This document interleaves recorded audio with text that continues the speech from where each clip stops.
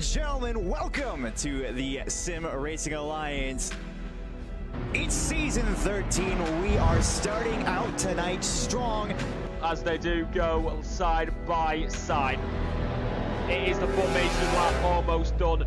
They will look, all eyes to the lights. That's going to be an amazing start. And we have a crash in turn 1 already. What's going on? On to the bus stop straight. Goes for it around the outside. More contact behind. That is huge. A couple of gainers in that one.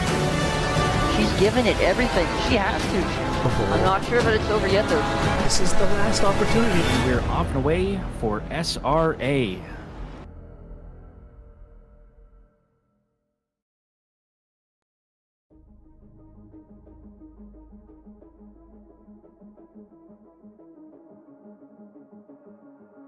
That is right, ladies and gentlemen, good evening, and you join us for what is the final round of an intense Season 14 for Division 6.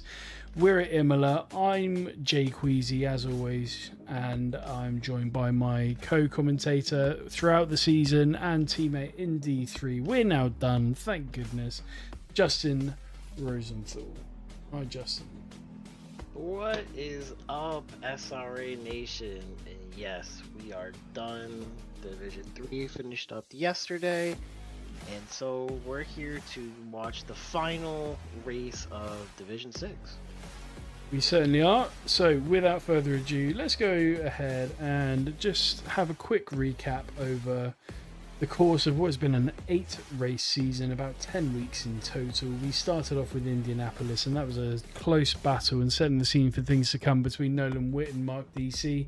Then we're on to our first and only night race of the season, and that was at the Circuit of the Americas, which is not one of my favourite tracks, but another strong showing there. Snetterton, where of course Dylan Bonsall was leading, and it was the beginning of the sort of awkward spell for Dylan in terms of leading, being very fast, and then managing to stack it through bomb hole there, and ultimately giving, I believe it was Mark DC, the win.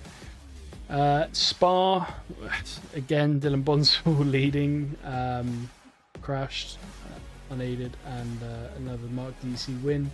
The very wet, the very treacherous Hungaroring. It was such an interesting race watching our D6 drivers go through it, but they gave a good account of themselves. And then we finished on the back straights, really. We had the Red Bull Ring, which is an awesome little race for everybody. We had Barcelona, which promised variable weather, but ultimately ended up delivering us a dry race. And that race was won. I mean, Justin, what a last race. So it all happened at the end, really, right? Yeah, and you know, what you would think kind of going into tonight, it's pretty much the same situation as it was back on Barcelona.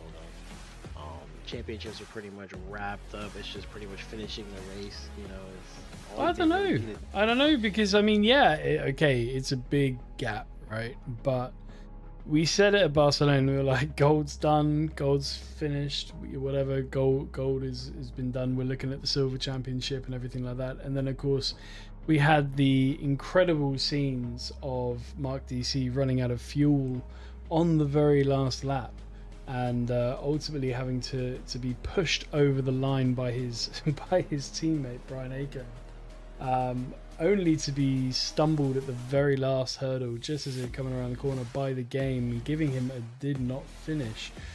So no points awarded to Mark DC for that. So we still have a chance. There is still a slim chance, ladies and gentlemen, that Dylan Bonsall, off the back of an astonishing real-life feat of, I think he cycled something like a, what was it, like 100 miles or 200 miles or something, and won that race. Crazy bike race. Some crazy bike race. Off the back of that and back into it this week, he has the opportunity to go ahead and still win the championship, because anything could happen. If you're Mark DC, you are on damage limitation, you are on, hey, let's just finish the race, and assuming he does that, it should be a win. But you know, I'm not writing anything off after Barcelona. Justin, let's go into Imola then. So let's get into the what kind of a track this is now. there are a lot of fancy names for Imola's corners, and we can go through them, but the reality is that we'll get them wrong. It's a tough track, right, Justin? Yeah, I don't like this track at all. At all. I was upset that we had to put our classification race, and then when they announced the schedule, it was like, oh yeah, Imola, back to where you started. It's like, why? No. Yeah. This is a first for me, at least, anyway, where we've had the finishing track be also the qualification or classification track for the original series. For people who don't know how SRA works, we have an opportunity in the off season whereby drivers go on to, we pick a track. It's all very exciting, all very hush hush and clues and that sort of thing, and then we get a few weeks to put down some laps on the chosen track, and that then determines what division our drivers are in. So this season, in the off season, it was Imola, and we are back at Imola, so at least our drivers have a little bit of an understanding of the track. But let's go through it anyway. So we start off with a Variante Basso, which is turn 1. There is a slight right hand kink. It's flat out. It's nothing in these cars. The only thing that it can do is slightly make following cars a bit twitchy. You know, they might try and go down for an inside gap that quickly ends. But that sets you up for turns 2, 3 and 4, which is Variante Tamburello. And it's a very awkward sequence, a very awkward chicane, I suppose you could probably call it. Cars that can take the bumps, like the Aston Martin, like the Mustang, they'll really benefit here. Cars that can't do that, so you know, McLaren, the Ferraris, and just cars that are generally a little less comfortable, they're going to struggle through there, but they'll still be able to maintain some decent pace. Then you go up to turn 5 and turn 6, which is Variante Villeneuve, which is again, it's I mean, curbs are the story of the night. You know, there's a lot of curbs around Imola. It invites cutting, but then the curbs say no, you shouldn't cut. So again, a very sweeping left and right hander there. It really sets you up for turn 7, which is Tosa. And Tosa itself, really slowest part of the track really for our drivers, maybe barring turn 15, which we'll get to in a minute. And then you're into an uphill sprint, and this is where a lot of the action can come down. You get a really inviting turn. I mean, turn 8 is nothing, and then you get to Piratella, turn 9, which is a very sort of initially inviting left-hand turn, but it can really turn into disaster. Now, expect track limits at Piratella, on the exit of Piratella, so sort of really turn 10. Track limits are a hot topic here, and generally around Imola. I expect to see quite a few track limits tonight. Then we get back into it, into turns 11, 12 and 13, and this is the made famous Acqua Minerale, which just has a great ring, probably the best corner names in racing. And it's a very, very tricky corner. It's a downhill right-hander that you have to already prepare and brake for. That chucks you into a very tight right-hander uphill in turns 12 and 13. Now, it's very unsettling for our cars. This is again an area for track limits, but more often than that, the way that the bumps work and the way that the curbs work, it's really unsettling for the cars. So we already saw a car go, or a couple of cars go off there yesterday in the other division races, so we can expect a little bit more of the same as well tonight, maybe.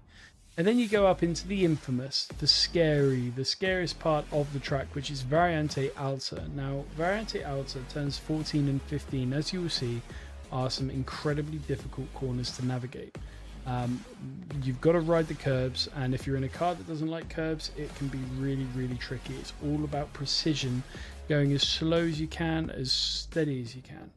And then you finish it off with Ravazza down 16, 17 and 18. Ravazza, 2 tight left-hander turns before coming out back onto Variante Basso, and really the only straight, and it's quite a long straight, all the way from turn 18. You're full throttle all the way back into turn 2. So, Justin, what are you looking for as we go through Imola here tonight? Yeah, I mean, like you said, extensively about track limits. There was a lot of drive-throughs between the practice race that we have within everybody on Monday and yesterday's races across the divisions.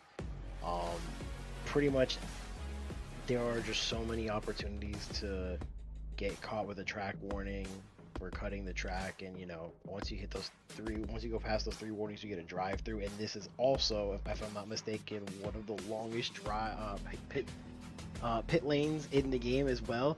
So having to do a drive through the Imola pit lane is not something that you want to do tonight as well.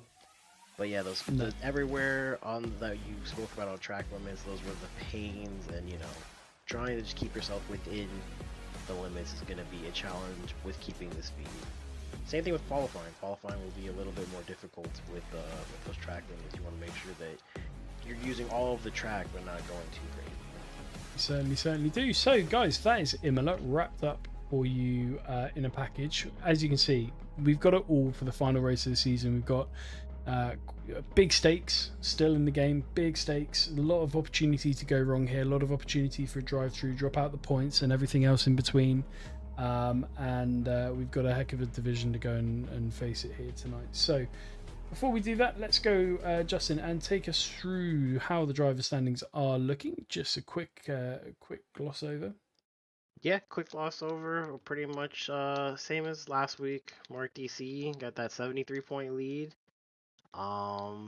Finish the race and it's yours. Dylan Bonsall, again, you're gonna have to put some work in. I mean, honestly, you may have to just take the win and hope that Mark DC has an absolutely terrible finishing to the season. But with here, you have no idea. But then the Glenn Jacobs at 3rd, Sasha Dickhouse at 4, and Juicy Jake at 5. Pretty much where the standings have been sitting for the last couple of weeks. Yeah, and then with Sean Paul up there in silver, just want to give a little shout out to him. I believe that he doesn't have a chance. Let's just have a look. Sean Paul is at 258 and Travis Fletcher at 229. So I mean, yeah, it's definitely on the silver. It's up there. Yeah, so even Peter keep Pan, an eye really, out for them as well to throughout the night and see how that's going. We team will see standings. Yes. Team standings also kind of close here. Got 890, 854. Got 36-point difference for the two there, and then Reckham team and Juicy Peters a little further down between that. But your top 3 could switch a little bit to finish out the season. But again, looking at 1 and 2. Trying to take a look if possibly, throughout the race tonight and seeing what the possibility is of them moving up to the first there. So that's it. And now, Justin, I'm going to ask you now, before we even see the cars on track, who are your picks for tonight? Give me a winner in the. Give me an overall race. Give me an overall race podium. Am I allowed to pick Mark DC? You can pick Mark DC. Yeah, you can. Mark DC. He's been my pick all season long. We're gonna rock with Mark DC tonight. And the other 2? Mark DC. Oh man. It's hard because, everybody has just been kind of all over the place. I mean, I'll give Sasha Dickhouse a little bit of love this week. I believe that he's definitely deserved to be up on the top part. And weird pick, but I also loved him all season so long. Havoc Garzozi. He deserves something. He definitely deserves something. I'll give him that. So the cars are just getting ready to go out. There's a little bit of a delay. Oh no, here they come. They do come out. My pick for the reference, I actually think my dark horse for today's race is actually going to be Glenn Jacobs. I really think Glenn is going to be one of the fastest. I know that Garrett Lorp is out there as well. He's super, super fast. And then, of course, even though he accuses me of cursing him each week when I clearly don't, it's going to be Dylan Bonsall. I think Dylan's definitely got what it takes here to do something good. But, Imola is a mean beast. So we will see what happens. Let's go ahead then and cut onto... you guys see nothing. Stand by. That's a bit awkward. I know it's dark out for the qualifying this But week, sheesh. It's not that dark. All right, guys, give us just a little second. We'll cut back to the intermission and then we'll get this solved for you guys.